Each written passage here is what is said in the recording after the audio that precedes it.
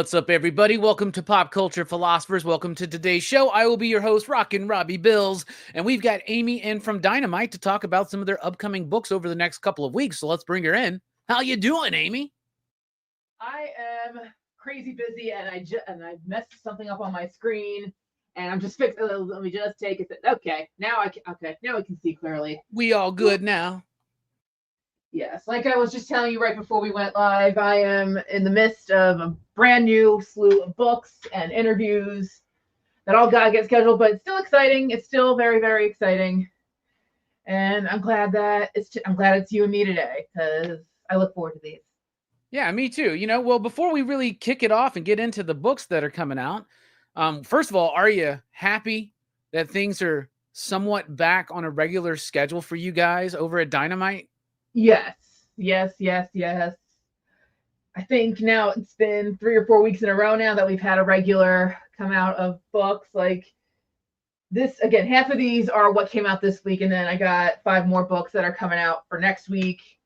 And like I'm getting all the info of what's per week, so it's been good. It's been good. People are happy, and I'm happy about that. That's awesome. Well, I love talking with you about movies in particular. And, on our Monday show, you pop in, we got a little bit of an opportunity to talk about some things, not quite like we do here on Friday. So I just want to know, what do you think about Fantastic Four overall? Spoiler free, of course. Loved it.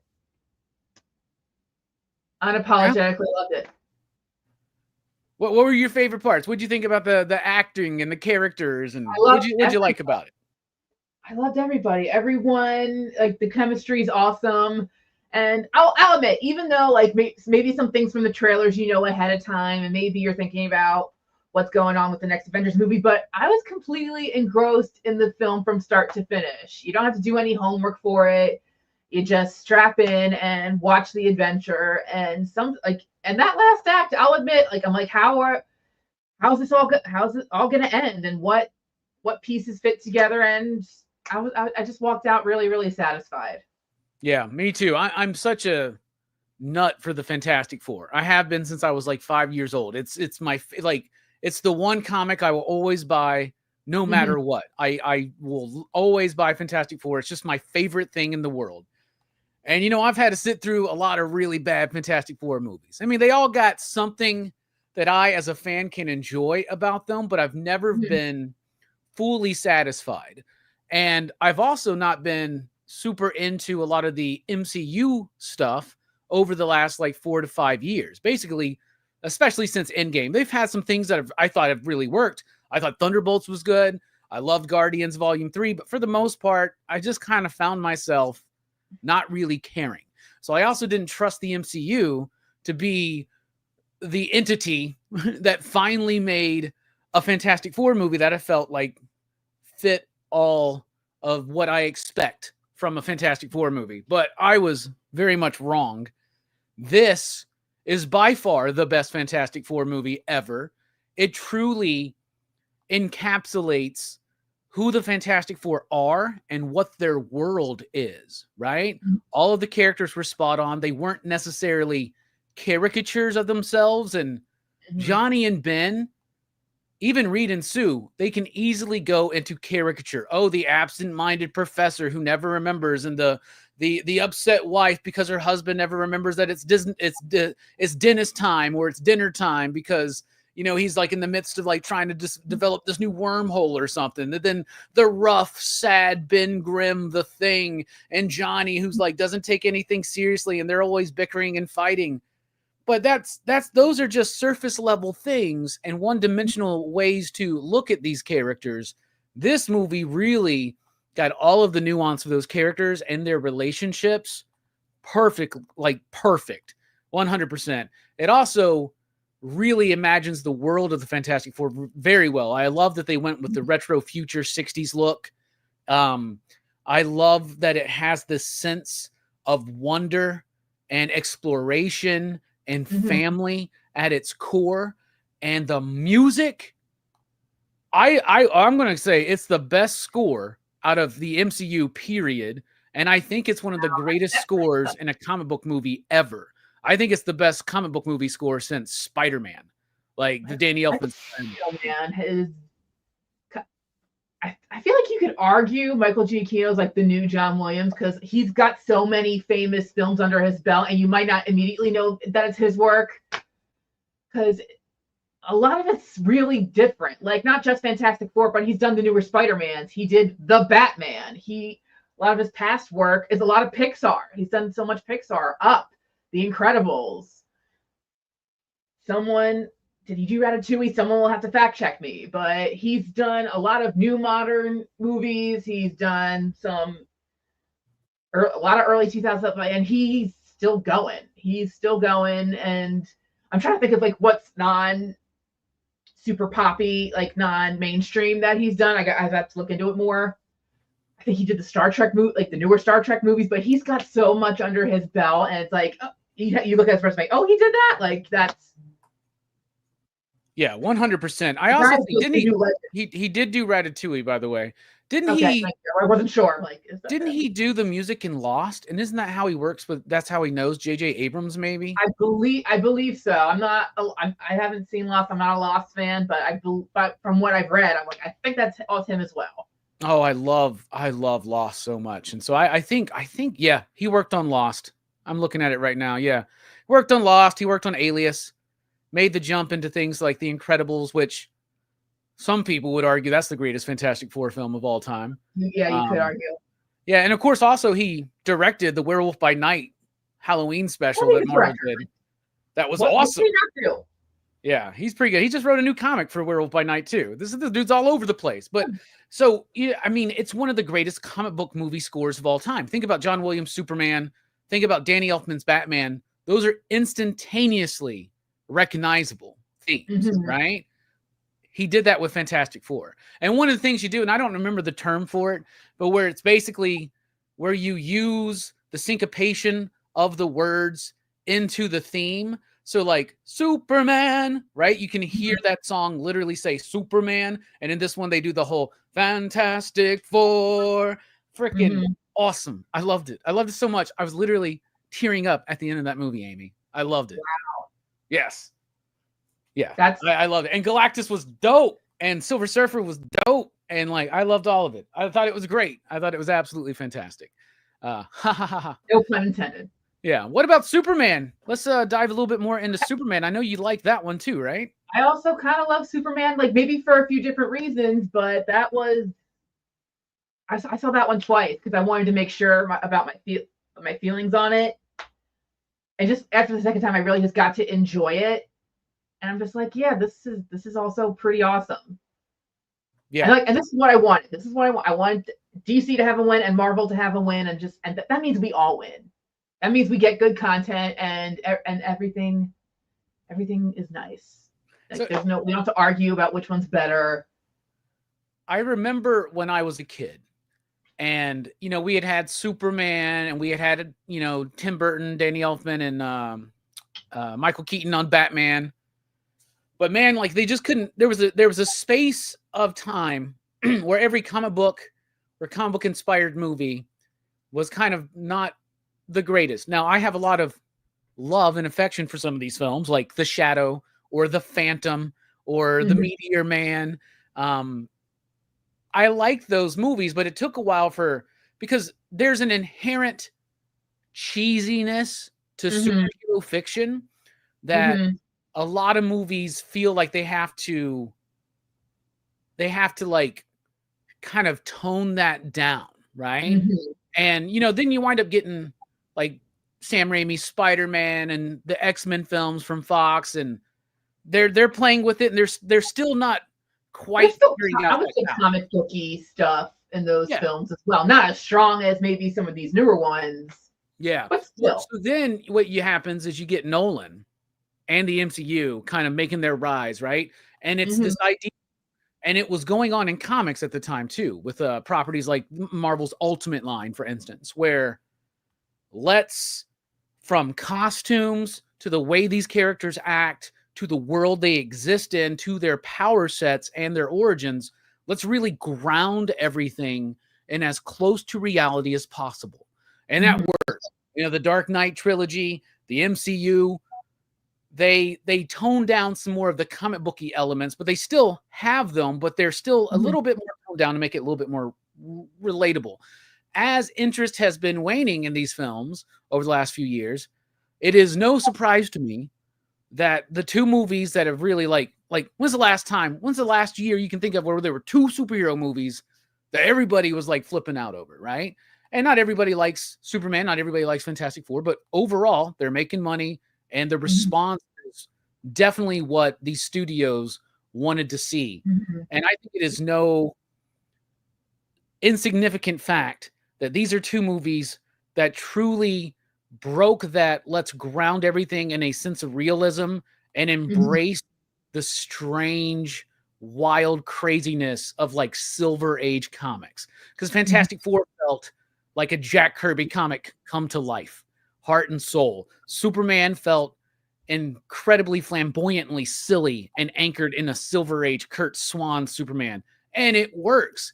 Maybe we want a little bit more fantasy back into our superhero fiction. And I think these two movies really work. That's another thing I felt about kind of both movies, especially with Fantastic Four, just escapism. While there's very real feelings in there, like with family and trying to stay together, like that's how the best stories work. While again, there's so many that do make it more realistic and it works when you do it the right way. If that makes sense. But I think it works on both ways. If you want to ground it more, be careful. If you want to make it more fantastical, just be careful, because sometimes like things can go wrong either way. You got to find that right, just hit that right note and make sure you got the right people behind it. Yeah. So now we have pretty much most of the big pop culture tentpole movies are kind of over now. You know, Thunderbolts and Fantastic Four, Superman, Mission Impossible, Lilo and Stitch, Jurassic World. These movies have come. And some of them are still in theaters. Some of them have already left.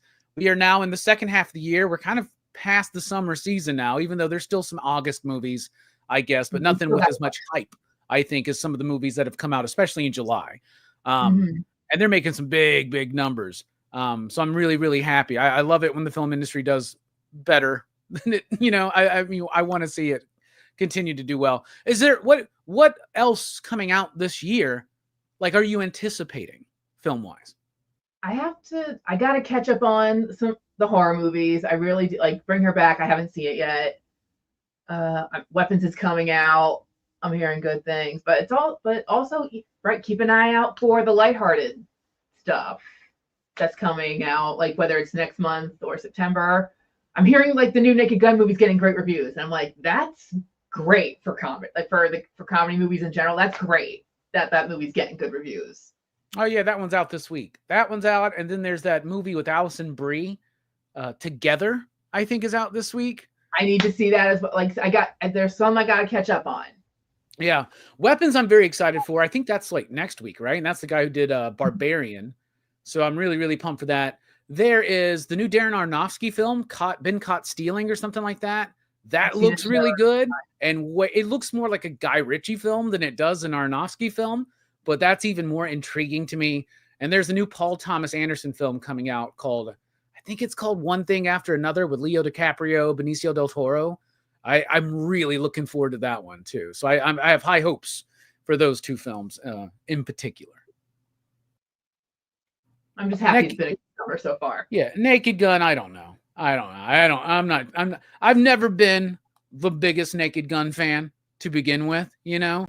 So I don't know. This one might be one that I don't know if I want to get. Like right now, Mission Impossible is still at my theater, and I'm like, I still haven't seen it, and I want to see it in the theater, and I'm like, this might be the last weekend. I said that last weekend, the weekend before. I just feel at any moment it's over, and it's just, you know what I'm saying? But I need to go check that. I still haven't watched Sinners, so I need to get in and watch Sinners too. So yeah, yeah.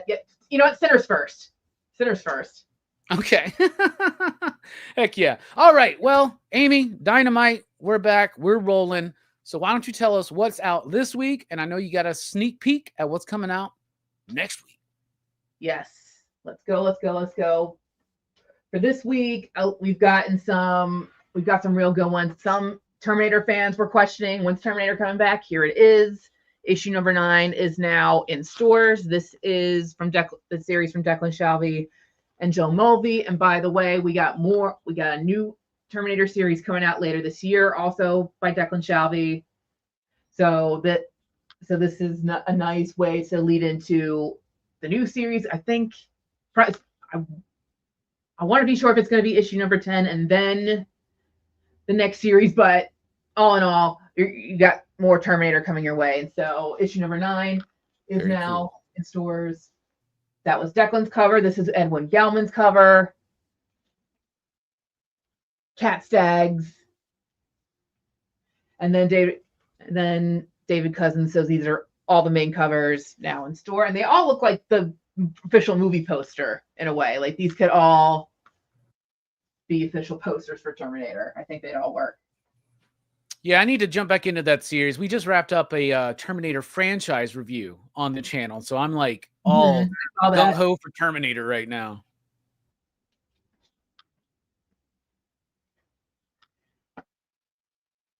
Would you think they would look into these stories for a new Terminator movie, or should the movies be like, "Or we're done"? Let's keep the concept. Well, we had a very interesting conversation about the Terminator franchise because it's like 1 and 2 are classics, right? 3 and 4 aren't the best, but I think there's something to those. But the last 2 films, Genesis and Dark Fate, those were definitely the lower rated ones that out of the entire panels. Though some people liked others more than others. Parts of my panel were way more forgiving of Terminator 3 than others, which was pretty funny. It's crazy that's a franchise that as a whole I think is not super solid, but the first 4 movies I think give us a really good solid like timeline. And you know how Hollywood is, man. They love to look at things. But one of my favorite things about this Declan Shalvey Terminator book is that it's not centered around the Arnold stuff. It's not doing that. It's telling a different story through multiple timelines, not timelines, but multiple Terminators coming through in different times and eras and stuff like that. And I think that's cool. It's kind of like what they did with like Prey. Like, why not tell a Predator story set back in the 1800s or 1700s or something like that, right? Why not do a Terminator movie like that, right? Like, I don't know. That could be interesting. Could be cool. I think so too. What else we also got? Have Thundercats Lost. This is the 4th issue. This is from Ed Brisson and Rafael Bosco. And this is another Declan Shalvey cover, by the way. I'm holding up. This is Clayton Henry's cover. This one, I'm double checking my notes to be sure. I've gone through so many names. Megan Hendricks. Wanted to make sure I got it right. That's Megan's cover. This is Rafa's cover. And then a classic Jay Lee and June Chung. Thundercats Lost, number 4. Yeah, I have a lot of fun with that series. I think I'm actually starting to like it more than the main line Thundercats book, to be honest. There's just something really cool about the story and the characters. Ed Brisson's also doing is it Pumira? There's a new one-shot he's working on. Oh, okay, word. And I just want to make sure. I think. Pumira, yeah, okay, I want to make sure I say the name right. But he's working on a Pumira one-shot that's coming out later this year, so keep an eye out. We also have the 3rd issue of Space Quest, the Space Ghost and Johnny Quest crossover. This is the Mark Spears cover. Issue number 3 is now here. Put this back carefully. I love Space Quest. Joe Casey and Sebastian Perez are killing it on that book right now. So let's show off Joshua Middleton's cover. Let's show off Ben Oliver's cover. Or Derek Chu, excuse me. I believe this one is Ben Oliver's cover. And then I got Chad Harden's cover here. And then also keep an eye out for the Mark Bagley incentive. That's also here. And then Disney books. We got more Disney coming your way. Gargoyles Demona, issue 2, now here. This is Megan's cover. We have another Jay Lee cover. And then this is Frank Parr's cover. And he also does the interior. And it's really, really, really sick stuff in here. And reminder, it's Greg Weisman, who's, you know, the original Gargoyles creator, and he's been doing great with all the series, whether it's the regular Gargoyles this or Gargoyles Quest. It's been really, really cool seeing what comes out. And then this is Sebastian Perez's cover. Very cool stuff. And then last book for this week, DuckTales. Woo! I don't know how much of that theme song I can sing without getting sued. So DuckTales number 5. This is Brandon Montclair and Tommaso Ronda. I'm just want to be sure it's Ivan Bigarella's cover.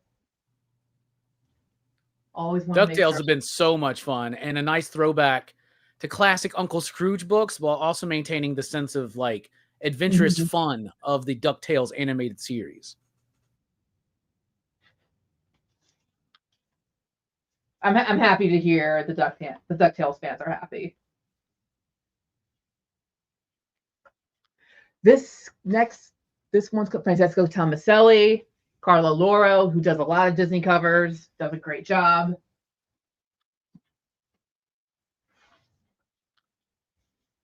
And then we have Alan Quat, and then Rhonda's cover for DuckTales.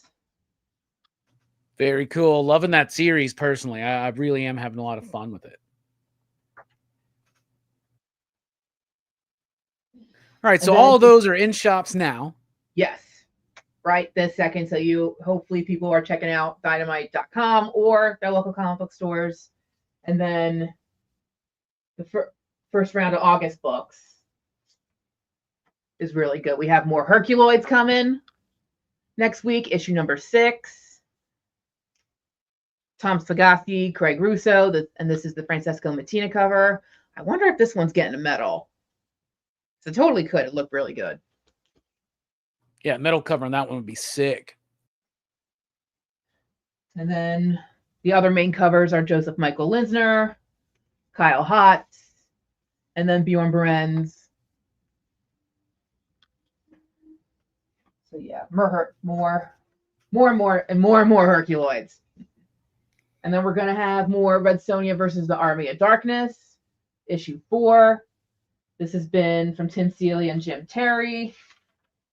I'm trying to remember how long this series is going for.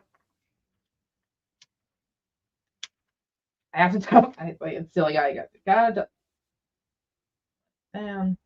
There's at least one more issue after this one. Red Sonja, Army of Darkness.